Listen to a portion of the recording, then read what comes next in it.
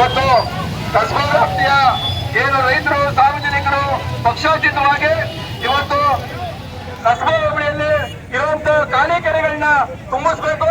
ಮೊದಲು ನಮ್ಮ ಪಾಲಿನ ನೀರನ್ನ 3.3 TMC ಹೇಮಾವತಿ ನೀರು ಕೋಣೆ ಪ್ರಕಾರ ತಾಲೂಕಿಗೆ ಅಲೋಕೇಶನ್ ಆಗಿದೆ. ಆದ್ರೆ ನಮ್ಮ ನೀರನ್ನ ಕಿತ್ತಿವತ್ತು ಮಾಗಡಿಗೆ ನಾಮಕ್ಕಳಿಗೆ ಎಲ್ಲ ಕಡೆ ನೀರು ಕೊಡ್ತಾ ಇದ್ದಾರೆ.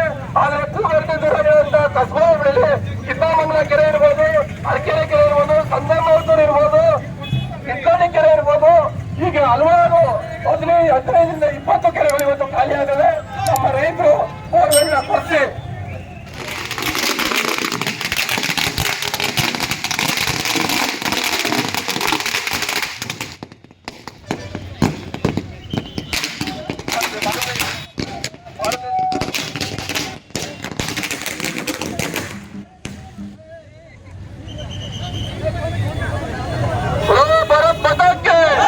ಶಾಶ್ವತ ನೀರಾವರಿ ಹೋರಾಟಕ್ಕೆ, ಶಾಶ್ವತ ನೀರಾವರಿ ಹೋರಾಟಕ್ಕೆ ನಮ್ಮ ನೀರು ಬೇಕೇ ಬೇಕು, ಬೇಕೇ ಬೇಕು. ನಮ್ಮ ಪಾಲಿನ ನೀರನ್ನು ಕಿತ್ತು ಮಾಗಡಿಗೊಳಿಸುವ ರಾಜ್ಯ ಸರ್ಕಾರಕ್ಕೆ, ನಮ್ಮ ಪಾಲಿನ ಶಾಶ್ವತ ನೀರಾವರಿ ಹೋರಾಟ ಸಮಿತಿಗೆ, ಶಾಶ್ವತ ನೀರಾವರಿ ಹೋರಾಟ ಸಮಿತಿಗೆ ಬೇಕೇ ಬೇಕು, ಬೇಕೇ ಬೇಕು. ಏತಕ್ಕಾಗಿ ಹೋರಾಟ, ಏತಕ್ಕಾಗಿ ಹೋರಾಟ, ಶಾಶ್ವತ ನೀರಾವರಿ ಹೋರಾಟ ಸಮಿತಿಗೆ. ಆಟೋ ಬೇಕಾಗಿ ಇಲ್ಲಿ ದಯಮಾಡಿ ಎಲ್ಲರೂ ಕೂಡ ಘೋಷಣೆಗೆ ಹೋಗ್ಬೇಕು. ಇಲ್ಲಿಂದ ಮೆರವಣಿಗೆ ಹೋಗಿ ತಾಲೂಕು ಕಚೇರಿ ಹತ್ರ ಎಲ್ಲ ನಮ್ಮ ಮುಖಂಡರುಗಳು ಮಾತಾಡ್ತಾರೆ. ಇಲ್ಲಿ ಯಾರು ಕೂಡ ಮಾತಾಡಲ್ಲ. ಇಲ್ಲಿ ಕೂಡ ತಾಲೂಕು ಕಚೇರಿಗೆ ಎಲ್ಲ ರೈತ ಬಂಧುಗಳು ಬಂದು ಅಲ್ಲಿ ತಹಸೀಲ್ದಾರ್ ಮುಖಾಂತರ ರಾಜ್ಯ ಸರ್ಕಾರಕ್ಕೆ ಮನವಿಯನ್ನು ಕೊಡಲಾಗ್ತದೆ. ದಯಮಾಡಿ ಎಲ್ಲರೂ ಕೂಡ ಇದು ಪಕ್ಷಾತೀತವಾಗಿ ನೀರಿಗಾಗಿ ನಡೀತಾ ಇರುವಂತಹ ಹೋರಾಟ, ಇದು ರಾಜಕೀಯ ಹೋರಾಟ ಅಲ್ಲ. ನೀರಿಗಾಗಿ ನಮ್ಮ ತಾಲೂಕಿನ ನಮ್ಮ ರೈತರ ಹಿತದೃಷ್ಟಿಯಿಂದ ನಡೀತಾ ಇರುವಂತಹ ಹೋರಾಟ. ಎಲ್ಲೂ ಕೂಡ ಸಾರ್ವಜನಿಕರು, ರೈತರು ಎಲ್ಲೂ ಕೂಡ ಪಕ್ಷಾತೀತವಾಗಿ ಭಾಗವಹಿಸಿ ಈ ಕಾರ್ಯಕ್ರಮವನ್ನು ಯಶಸ್ವಿಗೊಳಿಸಬೇಕು. ದಯಮಾಡಿ ಎಲ್ಲರೂ ಕೂಡ ಏತಕ್ಕಾಗಿ ಹೋರಾಟ, ಏತಕ್ಕಾಗಿ ಹೋರಾಟ, ನಮ್ಮ ನೀರು, ನಮ್ಮ ನೀರು, ರೈತ ಪರ ಹೋರಾಟಕ್ಕೆ, ರೈತ ಪರ ಹೋರಾಟಕ್ಕೆ, ಕುಣಿಗಲ್ ಪಾಲಿನ ನೀರನ್ನು ಕೂಡಲೇ ಮೋಸ ಮಾಡುತ್ತಿರುವ ರಾಜ್ಯ ಸರ್ಕಾರಕ್ಕೆ, ನಮ್ಮ ಪಾಲಿನ ನೀರು ಕಿತ್ತು ಮಾಗಡಿಗೊಳಿಸಿರುವ ರಾಜ್ಯ ಸರ್ಕಾರಕ್ಕೆ ಅಯ್ಯಯ್ಯೋ, ಅಯ್ಯಯ್ಯೋ, ಬೇಕೇ ಬೇಕು. ಶಾಶ್ವತ ನೀರಾವರಿ ಹೋರಾಟ ಸಮಿತಿಗೆ, ಶಾಶ್ವತ ನೀರಾವರಿ ಹೋರಾಟ ಸಮಿತಿಗೆ, ನೀರು ಕೊಡುವ ಸರ್ಕಾರಕ್ಕೆ, ಕಾನೂನಂತೆ ಕಾನೂನು, ಕಾನೂನಂತೆ ಕಾನೂನು, ನಮ್ಮ ಪಾಲಿನ ನೀರನ್ನು ಕೊಡದೆ ವಂಚಿಸಿರುವ ರಾಜ್ಯ ಸರ್ಕಾರಕ್ಕೆ, ಕಸಬಾ ಹೋಬಳಿಯಲ್ಲಿ ಎಲ್ಲ ಕೆರೆಗಳು ಖಾಲಿ ಇದ್ದರೂ ಕೂಡ ಮಾಗಡಿಗೆ ಕೊಡುತ್ತಿರುವ ರಾಜ್ಯ ಸರ್ಕಾರಕ್ಕೆ ಬೇಕೇ ಬೇಕು, ಬೇಕೇ ಬೇಕು. ಹುಲಿಯೂರು ಹೋಬಳಿ ಕಸಬಾ ಹೋಬಳಿಗೆ ಕುಡಿಯುವ ನೀರಿಂದು ಮತ್ತು ವ್ಯವಸಾಯದ ನೀರು ಕೊಡ್ತಕ್ಕಂಥ ಸರ್ಕಾರಕ್ಕೆ, ಸರ್ಕಾರಕ್ಕೆ, ಭ್ರಷ್ಟ ಸರ್ಕಾರಕ್ಕೆ, ನಮ್ಮ ಮನೆಯ ಊಟವನ್ನು ನಮ್ಮ ಪಡೆದ ಬೇರೆಯವರು ಕೊಡ್ತಾ ಇರ್ತಕ್ಕಂಥ ಸರ್ಕಾರಕ್ಕೆ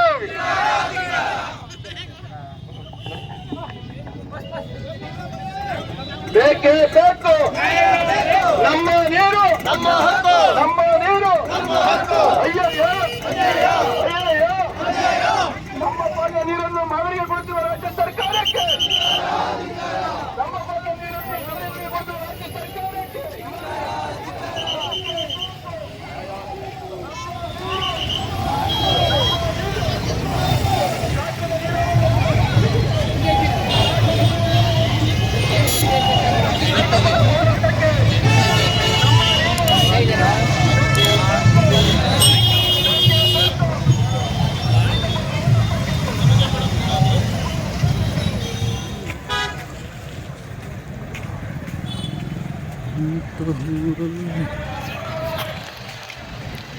ಪ್ರತಿಭಟನೆಯ ಉದ್ದೇಶ ಈ ಸೇರಿಕೊಂಡು ಎಲ್ಲ ನನ್ನ ಜನರಿಗೆ ಮನವರಿಕೆ ಆಗಿದೆ ಅಂತ ನಾನಾದ್ರೂ ಭಾವಿಸ್ತಾ ಇವತ್ತು ಏನು ಕಾಂಗ್ರೆಸ್ ಸರ್ಕಾರ ಬಂದರೆ ನಿರಂತರವಾಗಿ ನಮ್ಮ ತಾಲೂಕಿಗೆ ಹೇಮಾವತಿಯ ನೀರನ್ನ ಹರಿಸುವುದರಲ್ಲಿ ಏನೊಂದು ಧೋರಣೆಯನ್ನ ಮಾಡ್ತಾ ಇದ್ದಾರೆ. ಕುಣಿಗಲ್ ತಾಲೂಕಿಗೆ ಮಂಜೂರಾಗಿರುವಂತಹ ನೀರನ್ನ ರಾಮನಗರ ತಾಲೂಕಿಗೆ, ರಾಮನಗರ ಜಿಲ್ಲೆಗೆ ಹರಿಸಬೇಕು ಅಂತ ಹೇಳಿ ಇವತ್ತೇನು ಕಾಂಗ್ರೆಸ್ ಸರ್ಕಾರ ತೀರ್ಮಾನ ಮಾಡಿ ಹಣವನ್ನ ಮೀಸಲಾಗಿರುವಂತಹ ಸಂದರ್ಭ. ನಾನು ಭಾಷಣ ಮಾಡಲಿಕ್ಕೆ ಹೋಗೋದಿಲ್ಲ. ನನ್ನ ತಾಯಂದ್ರು ಮತ್ತು ಸಾಕಷ್ಟು ಜನತೆ ಸೇರಿದ್ದೀರ. ನಿಮ್ಗೆ ಎರಡು ವಿಚಾರಗಳನ್ನ ನಾನು ಮನವರಿಕೆ ಮಾಡಲಿಕ್ಕೆ ಪ್ರಯತ್ನ ಮಾಡ್ತೇನೆ. ಮೊದಲನೇದಾಗಿ, ಕುಣಿಗಲ್ನಲ್ಲಿ ಯಾವಾಗ ಕಾಂಗ್ರೆಸ್ ಶಾಸಕರು MLA ಆಯ್ಕೆ ಆಗ್ತಾರೆ, ಕುಣಿಗಲ್ ಯಾವಾಗ ಕಾಂಗ್ರೆಸ್ MLA ಆಯ್ಕೆ ಆಗ್ತಾರೆ, ರಾಜ್ಯದಲ್ಲಿ ಕಾಂಗ್ರೆಸ್ ಸರ್ಕಾರ ಬರ್ತದೆ. ಅಂತ ಸಂದರ್ಭದಲ್ಲ ನಿರಂತರವಾಗಿ ಕುಣಿಗಲ್ಗೆ ಹೇಮಾವತಿಯ ನೀರನ್ನ ಹರಿಸುವಂತ ವಿಚಾರದಲ್ಲಿ ವಿರೋಧ ಮಾಡಿಕೊಂಡು ಅವರ ಅಧಿಕಾರವನ್ನು ದುರುಪಯೋಗ ಮಾಡಿರುವಂತದ್ದು ನಿಮಗೆಲ್ಲ ಗೊತ್ತು, ಮೊದಲಿಗೆ ಮಾಡ್ಕೋಬೇಕಾಗ್ತದೆ. ಹಿಂದೆ ಸನ್ಮಾನ್ಯ ಶ್ರೀ ದೇವೇಗೌಡರು ಪ್ರಥಮ ಬಾರಿಗೆ ಶಾಸಕರಾಗಿ ಒಳಗಿಸಿದ ಶಾಸಕರಾದಂತಹ ಸಂದರ್ಭದಲ್ಲಿ ಹಾಸನ ಜಿಲ್ಲೆಯಲ್ಲಿರುವಂತಹ ಹೇಮಾವತಿಯ ನೀರನ್ನ ಕುಣಿಗಲ್ ತಾಲೂಕಿಗೆ ತರಬೇಕು, ತುಮಕೂರು ಜಿಲ್ಲೆಗೆ ಹರಿಸಬೇಕು ಅಂತ ಹೇಳಿ ತೀರ್ಮಾನ ಮಾಡಿ 1967ರಲ್ಲಿ ತೀರ್ಮಾನ ಆಗುವಂತದ್ದು. ಅವತ್ತು ಸನ್ಮಾನ್ಯ ದೇವೇಗೌಡರು ಹೋರಾಟ ಒಬ್ಬರೇ ಒಂದು ತುಮಕೂರು ಜಿಲ್ಲೆ ನೀರು ಹರಿಸಬೇಕು, ಮಂಡ್ಯ ಜಿಲ್ಲೆ ನೀರು ಹರಿಸಬೇಕು ಅಂತ ಹೇಳಿ ಹೋರಾಟವನ್ನು ಮಾಡ್ತಾರೆ. ಅವತ್ತಿನ ನಮ್ಮ ಶಾಸಕರು ದಿವಂಗತ ಉಚ್ಮಾಸ್ತಿಗೌಡರು ಕಾಂಗ್ರೆಸ್ನ ಶಾಸಕರಾದ್ರೂ ಸಹ ದೇವೇಗೌಡರ ಜೊತೆಗೆ ಕೈ ಜೋಡಿಸಿ ಇವತ್ತು ನಮ್ಮ ತಾಲೂಕಿಗೆ, ಕುಣಿಗಲ್ ತಾಲೂಕಿಗೆ 3 TMC ನೀರನ್ನು ಅಲಾಟ್ಮೆಂಟ್ ಮಾಡ್ತಾರೆ. ತುಮಕೂರು ಜಿಲ್ಲೆಗೆ 24 TMC ನೀರು, ಕುಣಿಗಲ್ಗೆ 3 TMC ನೀರನ್ನು ಮಾಡ್ತಾರೆ. ಇದು ಕಾಂಗ್ರೆಸ್ನ ರಂಗನಾಥ್ ಬಂದಾಗ ಮಾಡಿದಂಥದ್ದಲ್ಲ, ವೈದ್ಯರಮಯ್ಯವರು ಬಂದಾಗ ಮಾಡಿದಂಥದ್ದಲ್ಲ, ರಾಮಸಾಗೌಡರು ಬಂದಾಗ ಮಾಡೋದಲ್ಲ, ಮುಚ್ಚಮಾಸಿಗೌಡರು ದೇವೇಗೌಡರು ಮಾಡಿದ ತೀರ್ಮಾನ 1967ರಲ್ಲಿ. ಯಾರು ಹುಟ್ಟಿರಲಿಲ್ಲ ಅವತ್ತಿನ. ಅವತ್ತಿಂದ ಆದಂತ ಒಂದು ಯೋಜನೆ ಯಾವಾಗ ಈ ತಾಲೂಕಿನಲ್ಲಿ ಕಾಂಗ್ರೆಸ್ ಶಾಸಕರು ಆಯ್ಕೆ ಆಗ್ತಾರೆ, ಯಾವಾಗ ಈ ರಾಜ್ಯದಲ್ಲಿ ಕಾಂಗ್ರೆಸ್ ಸರ್ಕಾರ ಬರ್ತದೆ, ಅವತ್ತಿಂದ ನಿರಂತರವಾಗಿ ಶೋಷಣೆಗೊಳಗಾಗಿರುವಂತದ್ದು. ಪ್ರಥಮ ಬಾರಿಗೆ SM ಕೃಷ್ಣ ಅವರು ಈ ರಾಜ್ಯದ ಮುಖ್ಯಮಂತ್ರಿ ಆಗ್ತಾರೆ. ಅವತ್ತಿಲ್ಲಿ ಕಾಂಗ್ರೆಸ್ನ ಶಾಸಕರು ರಾಮೇಂದ್ರ ಶಾಸಕರಾಗ್ತಾರೆ. ಅವತ್ತು ತೀರ್ಮಾನ ಆಗುತ್ತೆ, ತುಮಕೂರು ಜಿಲ್ಲೆಗೆ ನಿಗದಿಯಾಗಿರುವಂತ ನೀರು ಶಿರಾ ತಾಲೂಕಿಗೆ ತೆಗೆದುಕೊಂಡು ಹೋಗ್ಬೇಕು, ಚಿಕ್ಕನಾಯ್ಕಳಿಗೆ ತೆಗೆದುಕೊಂಡು ಹೋಗ್ಬೇಕು, ಮಧುಗಿರಿಗೆ ತೆಗೆದುಕೊಂಡು ಹೋಗ್ಬೇಕು ಅಂತ ಹೇಳಿ ದೇವೇಗೌಡರು ಉಚ್ಮಾಸ್ತಿಗೌಡರು ತೀರ್ಮಾನ ಆಗಿದ್ದು. ತುಮಕೂರು ಜಿಲ್ಲೆಯಲ್ಲಿ ಕುಣಿಗಲ್ ತಾಲೂಕಿಗೆ, ಗುಬ್ಬಿ ತಾಲೂಕಿಗೆ, ತುರುವೇಕೆರೆ ತಾಲೂಕಿಗೆ, ತಿಪ್ಪೂರು ತಾಲೂಕಿಗೆ, ತುಮಕೂರು ತಾಲೂಕಿಗೆ ಅಂತ ಈ 5 ತಾಲೂಕುಗಳಿಗೆ ನೀರನ್ನು ಒದಗಿಸಬೇಕು ಅಂತ ಹೇಳಿ ದೇವೇಗೌಡರು ತೀರ್ಮಾನ ಮಾಡಿದಂಥದ್ದು, ಉಚ್ಮಾಸ್ತಿಗೌಡರು ತೀರ್ಮಾನ ಮಾಡಿದಂಥದ್ದು. ಈ ತೀರ್ಮಾನ ಮೊದಲು ಗೊತ್ತಾಗಿದ್ದು 2001ರಲ್ಲಿ. ನಿಂಗೆಲ್ಲ ಗೊತ್ತಿದೆ ಅವತ್ತು ಯಾರು ಶಾಸಕರಾಗಿದ್ರು ಅಂತೇಳಿ, ನೀವು ಅರ್ಥ ಮಾಡ್ಕೋಬೇಕಾಗ್ತದೆ. ಅಲ್ಲಿ ಮಂತ್ರಿ ಮಾಡ್ತಾ ಬಿದ್ದಿತ್ತು ನಮಗೆ ತಾಲೂಕಿಗೆ. ಅವತ್ತು ಕಾಂಗ್ರೆಸ್ ಸರ್ಕಾರ ಶಿರಾ ತಾಲೂಕಿಗೆ, ಚಿಕ್ಕನಾಯ್ಕಳಿ ತಾಲೂಕಿಗೆ, ಮಧುಗಿರಿ ತಾಲೂಕಿಗೆ ನೀರು ಹರಿಸಬೇಕು ಅಂತ ತೀರ್ಮಾನ ಮಾಡಿ ಹಣ ಬಿಡುಗಡೆ ಮಾಡಿ ಇವತ್ತು ನೀರು ಆ ಕಡೆ ಹರಿತಾ ಇದೆ. ನಮ್ಮ ಕುಣಿಗಲಿಗೆ ಬರಬೇಕಾದಂತ ನೀರು ಆ ಕಡೆ ಹರಿತಾ ಇರುವಂತದ್ದು. ಎರಡನೇದಾಗಿ, ಈ ತಾಲೂಕಿನ ಶಾಸಕರಾಗಿ ಸನ್ಮಾನ್ಯ ರಾಮಸಾಗೌಡರು ಆಯ್ಕೆ ಆಗ್ತಾರೆ. ಅವರಾದಂತ ಸಂದರ್ಭದಲ್ಲಿ ಈ ವಾಕ್ಯ ನೀರನ್ನ, ನಮ್ಮ ಮರಕರಡಿ ನೀರನ್ನ ನಾಗಮಂಗಲಕ್ಕೆ ಕುಡಿಯೋ ನೀರಿನ ವ್ಯವಸ್ಥೆ ಅಂತ ಹೇಳಿ ನಮ್ಮ ಕುಡಿಗಲಿಗೆ ಬರಬೇಕಾದಂತ ನೀರು ಇವತ್ತು ನಾಗಮಂಗಲ ತಾಲೂಕಿನ ಪಟ್ಟಣಕ್ಕೆ ಕುಡಿಯೋ ನೀರಾಗಿ ಅದಕ್ಕೆ ಆಗಿರುವಂತದ್ದು. ಇದು 2ನೇ ವರ್ಷ. ಇದು 3ನೇದು, ಈ ಹಾಲಿ ಶಾಸಕರು ಕಳೆದ ಚುನಾವಣೆಯಲ್ಲಿ ಬಂದಿಗೆಲ್ಲ ಓಟ್ ಕೇಳಿದ್ರು, ನನಗೊಂದು ಅವಕಾಶ ಮಾಡಿಕೊಡಿ, ನನ್ನ ಸಟ್ಕ ಮುಖ್ಯ ಮುಖ್ಯಮಂತ್ರಿ ಆಗ್ತಾರೆ, ನನ್ನ ಸರ್ಕಾರ ಮುಖ್ಯಮಂತ್ರಿ ಆಗ್ತಾರೆ, ಕುಣಿಗಲ್ ತಾಲೂಕನ್ನ ಉದ್ಧಾರ ಮಾಡ್ತೇನೆ, ಅಭಿವೃದ್ಧಿ ಮಾಡ್ತೇನೆ, ನಿಂತೋಗಿರುವಂತ ಹೇಮಾವತಿ ನೀರನ್ನ, ಕಸ್ಬಾಗ್ ಬರ್ಬೇಕಾದಂತ ನೀರನ್ನ, ಉದ್ಯೋಗಕ್ಕೆ ಬರ್ಬೇಕಾದಂತ ನೀರನ್ನ ನಾನು ಹರಿಸ್ತೇನೆ ಅಂತ ಹೇಳಿ ತಮ್ಮೆಲ್ಲರಿಗೂ ಬಂದು ಮತ ಕೇಳಿದ್ರು. ಏನೋ ಆದ್ರೆ ಅವರು ಮುಖ್ಯಮಂತ್ರಿ ಆಗ್ತಾರೆ ಅಂತ ಹೇಳಿ ಜನ ಓಟ್ ಹಾಕಿದ್ರು, ನಾವು ಸೋತ್ವಿ. ಸಂತೋಷ, ಒಂದೇ ತಕರಾರೇನಿಲ್ಲ. ಆದ್ರೆ ಇದೇ ಕಾಂಗ್ರೆಸ್ ಶಾಸಕ ಆಯ್ಕೆ ಆದ್ಮೇಲೆ ಇದೇ ಕಾಂಗ್ರೆಸ್ ಸಂಸದರು ಡಿ ಕೆ ಸುರೇಶ್ ಇದ್ದಂತ ಸಂದರ್ಭದಲ್ಲಿ, ಇದೇ ಕಾಂಗ್ರೆಸ್ ಸರ್ಕಾರ ಇದ್ದಂತ ಸಂದರ್ಭದಲ್ಲಿ ಆದೇಶ ಮಾಡಿದ್ದಾರೆ, ಕುಡಿಗಳಿಗೆ ಹರಿಬೇಕಾದಂತ ನೀರನ್ನ ರಾಮನಗರ ಜಿಲ್ಲೆ ಮಾಗಡಿ ತೆಗೆದುಕೊಂಡು ಹೋಗ್ಬೇಕು ಅಂತ ಹೇಳಿ. ನಾವು ರಾಮನಗರ ನೀರು ಕೊಡಬೇಡಿ ಅಂತ ಹೇಳ್ತಾ ಇಲ್ಲ. ನಮ್ ತಾಲೂಕಿಗೆ ಏನ್ ಮಾಡಿದ್ದೀರ ಮಾನ್ಯ ಶಾಸಕರೇ, ನಮ್ ಪ್ರಶ್ನೆ ಇರುವಂತದ್ದು. ಕುಣಿಗಲ್ ತಾಲೂಕಿಗೆ ನೀವು ಶಾಸಕರಾಗಿ 6 ವರ್ಷ ಆಗಿದೆ, ಎಷ್ಟು ಕಾಮಗಾರಿಗಳನ್ನ, 4 ಕಾಮಗಾರಿಗಳನ್ನ ನೀವು ಮಾಡಿದ್ದೀರಾ.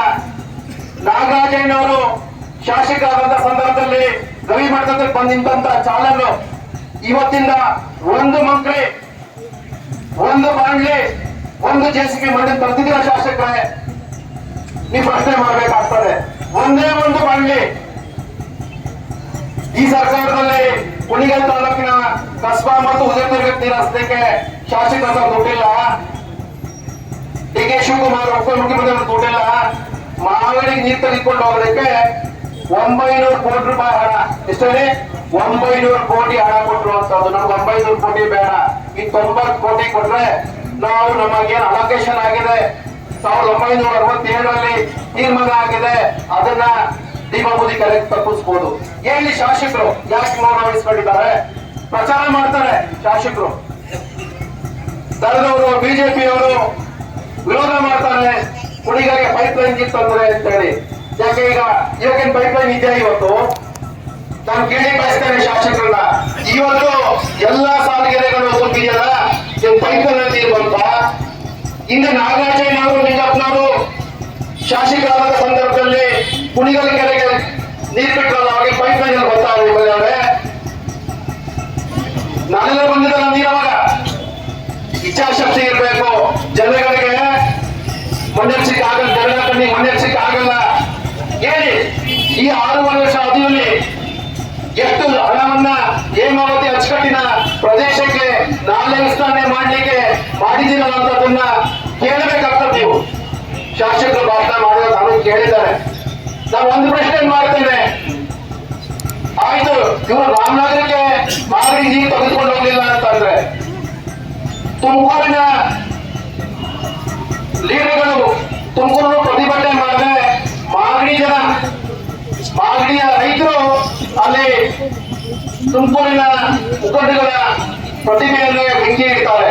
ಯಾಕೆ ಇಡ್ತಾವ್ರೆ? ಹಾಗಾದ್ರೆ ರಂಗನಾಥ್ ಅವರು ಮಾಡ್ತಿರುವಂತದ್ದು, ಡಿ ಕೆ ಶಿವಕುಮಾರ್ ಮಾಡ್ತಿರುವಂತದ್ದು ಕುಣಿಗಲಿಗೆ ನೀರು ಕೊಡಾಕ ಅಥವಾ ಮಾಗಡಿ ತೆಗೆದುಕೊಂಡು ಹೋಗುವಂತ ಅರ್ಥ ಮಾಡ್ಕೋಬೇಕಾಗ್ತದೆ. ಹಿಂದೆಲ್ಲ ನೀವೆಲ್ಲ ಓಟ್ ಹಾಕ್ತಾ ಇದ್ರಿ, ನಾಗರಾಜನವರು ಓಟ್ ಹಾಕ್ತಾ ಇದ್ರಿ, ಯಾರಿಗಾದ್ರೂ ಓಟ್ ಹಾಕ್ತಾ ಇದ್ರಿ. ಓಟ್ ಹಾಕೋ ಸಂದರ್ಭದಲ್ಲಿ ಏನಿತ್ತು? ನಿಮ್ಮೂರಿಗೆ ಕರೆಂಟ್ ಮಾಡಿಸ್ಕೊಡ್ತೇನೆ, ರಸ್ತೆ ಮಾಡಿಸ್ಕೊಡ್ತೇನೆ, ಸ್ಕೂಲ್ ಮಾಡಿಸ್ಕೊಡ್ತೇನೆ, ಆಸ್ಪತ್ರೆ ಮಾಡಿಸ್ಕೊಡ್ತೇನೆ, ಕೆರೆ ಕಟ್ಟಿಸ್ತೇನೆ ಅಂತೇಳಿ ಓಟ್ ಅಂತ ಕೇಳ್ತಾ ಇದ್ರು. ನಾಗರಾಜನವರಿಗೆ ಓಟ್ ಕೊಡ್ತಾ ಇದ್ರಿ ನೀವು. ಈ ಸತಿ MLA ಅವರು ಏನಿದ್ರು ನಿಮ್ಗೆ ನೆನಪಿದೆ, ನಾವು ಎಲೆಕ್ಷನ್ ನಿಂತ್ಕೊಂಡಿದ್ವಿ. ಆದ್ರೆ ನೀವೇನು ಕೇಳಲೇ ಇಲ್ಲ. ನಮ್ಮೂರಿಗೆ ಏನ್ ಮಾಡ್ತೇವೆ ಅಂತ ಕೇಳಲಿಲ್ಲ ನೀವು. ನಮ್ಮೂರಿಗೆ ಸ್ಕೂಲ್ ಕಳಿಸ್ತೀಯಾ, ಶಾಲೆ ಕಟ್ಟಿಸ್ತೀಯಾ, ರಸ್ತೆ ಮಾಡಿಸ್ತೀಯಾ, ಏನು ಕೇಳಿಲ್ಲ. ನೀವು ಓಟ್ ಹಾಕಿದ್ರಿ.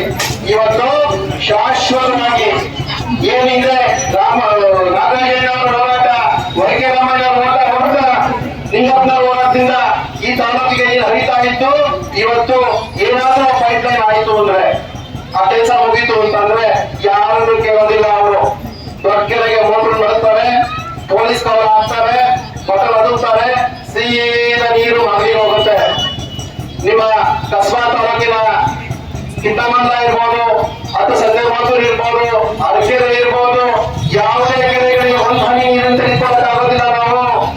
ನೀವು ಅರ್ಥ ಮಾಡ್ಕೋಬೇಕಾಗ್ತದೆ. ನೀವು ಅರ್ಥ ಮಾಡ್ಕೊಳ್ತಾನೆ ಹೋದ್ರೆ MLA ಬರ್ತಾನೆ, ರಂಗೋಲಿ ಬಿಡಿಸ್ತಾನೆ, ರಂಗಾಟ ಬರ್ತಾನೆ, ಕಟ್ಟೆ ಕೊಡ್ತಾನೆ, ಸೀರೆ ಕೊಡ್ತಾನೆ ಅಂತ ಓಟ್ ಹಾಕ್ಬಿಟ್ರಿ, ಕುಕ್ಕರ್ ಕೊಡ್ತಾ ಇದ್ದ ಓಟ್ ಹಾಕ್ಬಿಟ್ರಿ. ಇವತ್ತು ಶಾಶ್ವತವಾಗಿ ನಿಮ್ಮ ಮಕ್ಕಳ ಬಾಯಿಗೆ ಮಣ್ಣು ಹಾಕುವಂತ ಕೆಲಸನ ರಂಗನಾಥ್ ಮಾಡ್ತಾ ಇಲ್ಲ, ನೀವುಗಳೇ ಮಾಡ್ತಾ ಇರೋದು ಓಡಿಸೋದು ಮುಖ್ಯನ.